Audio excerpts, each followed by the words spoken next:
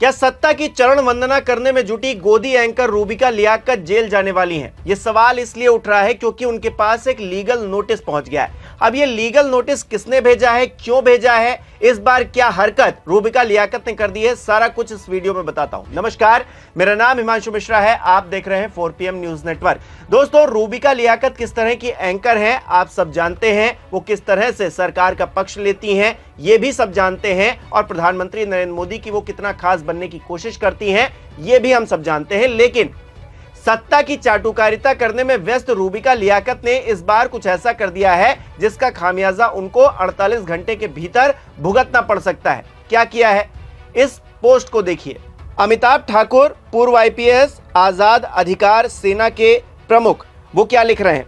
वो लिख रहे हैं, न्यूज 18 इंडिया की सुश्री रूबिका लियाकत द्वारा एक पाक पत्रकार के प्रतिबंधित एक्स अकाउंट @हामिद मीर पाक का पोस्ट प्राप्त करने तथा प्रतिबंध के बाद भी भारत में रिले करने पर आजाद अधिकार सेना अमिताभ ठाकुर द्वारा लीगल नोटिस रूबिका लियाकत को 48 घंटे में स्थिति स्पष्ट करने हेतु। नीचे ये पूरा आजाद अधिकार पार्टी की तरफ से भेजा गया लेटर है जिसमें किन किन बातों का जिक्र किया गया दोस्तों ये भी बता देता हूं। इस पूरे लेटर का लब्बो-लुआब यह है कि आजाद अधिकार पार्टी के राष्ट्रीय अध्यक्ष अमिताभ ठाकुर ने न्यूज 18 हिंदी चैनल की रूबिका लियाकत को एक पाक पत्रकार हामिद मीर के प्रतिबंधित एक्स अकाउंट @हामिद मीर पाक पर अंकित पोस्ट को प्राप्त करने और उसे रिले करे जाने के संबंध में लीगल नोटिस भेजा है। अपने नोटिस में उन्होंने कहा है कि रूबिका लियाकत ने राहुल गांधी के संदर्भ में कल 4 जून को हामिद मीर का एक पोस्ट प्राप्त किया था और उसे 14:44 पर अपने एक्स अकाउंट @रूबिका लियाकत से पोस्ट किया। अमिताभ ठाकुर ने कहा है कि एक प्रतिबंधित अकाउंट के कंटेंट को प्राप्त करना ही कई सवाल पैदा करता है। इसके साथ ही इस अकाउंट के पोस्ट को भारत में प्रसारित करना निश्चित रूप से अनुचित और आपत्तिजनक है। अतः उन्होंने रूबिका लियाकत को 48 घंटे में इस संबंध में स्थिति स्पष्ट करने का अनुरोध किया है। पत्रकार रूबिका लियाकत द्वारा पाकिस्तान के एक प्रतिबंधित पत्रकार हामिद मीर का एक्स अकाउंट में अंकित तथ्यों को प्राप्त कर उसे हिंदुस्तान में प्रतिबंध के बाद भी प्रसारित किए जाने के तथ्य सामने आए हैं, जिस संबंध में मैंने रूबिका लियाकत को लीगल नोटिस भेजकर 48 घंटों में अपनी स्थिति स्पष्ट करने का अनुरोध किया है। तो रूबिका लियाकत के पास फिलहाल लीगल नोटिस पहुंच गया है, लेकिन उन्होंने जो पोस्ट किया था और हामिद मीर जिनका पोस्ट उन्होंने शेयर किया था वो भी आपको दिखा देता हूं। सबसे पहले दोस्तों हामिद मीर का ये पोस्ट देखिए, जो कि पाकिस्तान के एक पत्रकार हैं। कथित तौर पर वो पत्रकारिता करते हैं या फिर फेक न्यूज फैलाते हैं, आप खुद ही समझ सकते हैं। हामिद मीर क्या लिख रहे हैं? वो राहुल गांधी को टारगेट करते हुए लिख रहे हैं कि कांग्रेस नेता राहुल गांधी पाकिस्तान के सामने आत्मसमर्पण करने के लिए नरेंद्र मोदी की आलोचना कर रहे हैं, लेकिन कुछ ऐतिहासिक तथ्यों को तोड़ मरोड़ कर पेश करने की कोशिश कर रहे हैं। कांग्रेस नेताओं ने हमेशा साम्राज्यवादी ताकतों को खुश करने की कोशिश की। नेहरू ने 1962 में चीन के खिलाफ युद्ध में अमेरिका से संपर्क किया था, उन्होंने भी चीन के सामने आत्मसमर्पण किया था। ये बात हामिद मीर लिख रहे हैं, और ये हामिद मीर तब लिख रहे हैं जब राहुल गांधी ने मंच पर खड़े होकर यह कहा, नरेंद्र सरेंडर। नरेंद्र सरेंडर। अब दोस्तों राहुल गांधी ने नरेंद्र सरेंडर कह दिया तो रूबिका लियाकत कैसे चुप बैठती? उन्होंने पाकिस्तान के एक पत्रकार जिनका अकाउंट भारत में फ्रीज किया हुआ है, उस पर प्रतिबंध लगाया हुआ है, उस अकाउंट से उनका ट्वीट उसको स्क्रीनशॉट लेकर अपने पोस्ट में शेयर किया और क्या लिखा देखिए। अब तो ताज्जुब भी नहीं होता, बार बार वही काज जिसका सिला एक नहीं कई दफा चुनाव में मिल चुका है। मोहब्बत की दुकान से PM मोदी के लिए इतनी नफरत दिखी कि सीज फायर और सरेंडर का अंतर तक भूल गए। हमारी छोड़िए, अब तो पाकिस्तान के पत्रकार ही आड़े हाथों ले रहे हैं।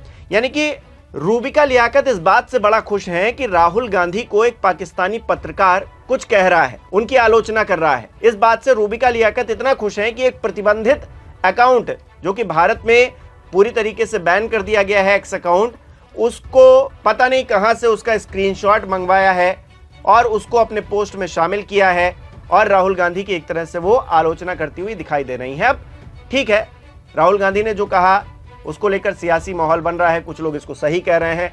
कांग्रेस पार्टी अपनी तरीके से तर्क रख रही है, भारतीय जनता पार्टी अपनी तरीके से तर्क रख रही है। राहुल गांधी के बयान को ये बताने की, ये दिखलाने की कोशिश की जा रही है कि उन्होंने देश का अपमान कर दिया है प्रधानमंत्री के बारे में ऐसा बोलकर, जबकि कांग्रेस पार्टी ये कह रही है कि प्रधानमंत्री का जो पद है वो सम्माननीय है, लेकिन नरेंद्र मोदी देश नहीं है, वो प्रधानमंत्री है इस देश के और उनसे सवाल पूछा जाएगा तमाम मुद्दों को लेकर। किस तरह से उन्होंने सीज फायर करवा लिया, जो ट्रंप बार बार कह रहे हैं कि हमने एक ट्रेड डील का लॉलीपॉप दिखाकर ये पूरा सीज फायर करवाया है, उस पर सवाल के जवाब मांगे जा रहे हैं प्रधानमंत्री से। लेकिन राहुल गांधी अगर कह दे रहे हैं नरेंद्र सरेंडर, तो इस बात को लेकर रूबिका लियाकत इतना खफा है कि एक पाकिस्तानी पत्रकार, जिसका अकाउंट इसलिए बैन किया गया है क्योंकि वो फेक न्यूज फैलाता है, वो भारत के खिलाफ जो है प्रोपोगेंडा फैलाता है, ऐसे इंसान का ट्वीट रूबिका लियाकत को बड़ा पसंद आ रहा है और वो ये कह रही हैं कि देखिए अब तो पाकिस्तानी पत्रकार भी राहुल गांधी को क्या कह रहे हैं। अब बताइए, जब नेहा सिंह राठौर और यहां तमाम लोग जिनके सवाल जायज सवालों को पाकिस्तान में कुछ हैंडल्स ने दिखाया तो उनके ऊपर एफआईआर तक हो गई दोस्तों, और अब यहां पर रूबिका लियाकत खुलेआम पाकिस्तानी पत्रकार का, जिसका अकाउंट फ्रीज है, जिसका अकाउंट यहां पर प्रतिबंधित है, उसका ट्वीट लेकर अपने पोस्ट में शेयर करती हैं और राहुल गांधी पर निशाना साधती हैं। अब बताइए ये किस तरह की भक्ति है, ये किस तरह की चरण वंदना है, किस तरह की चाटुकारिता है। दोस्तों मैं बिल्कुल भी उम्मीद नहीं कर रहा हूं भारतीय जनता पार्टी की डबल इंजन सरकार से कि वो रूबिका लियाकत पर कोई एक्शन लेगी, क्योंकि नोएडा में वो न्यूज़ 18 का चैनल है और वहां पर वो काम करती हैं।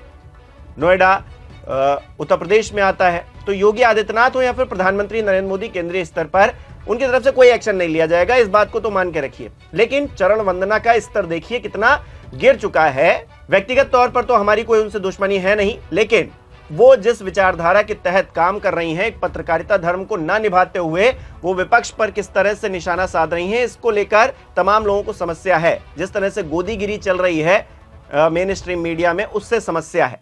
और ऐसे में अब एक लीगल नोटिस उनके पास पहुंच गया है। इस बात का जवाब देने के लिए उनके पास 48 घंटे हैं कि आखिरकार उन्होंने एक पाकिस्तानी पत्रकार का, जिसका अकाउंट भारत में बैन है, उसका ट्वीट कैसे प्राप्त किया और अपने पोस्ट में उसको शेयर क्यों किया।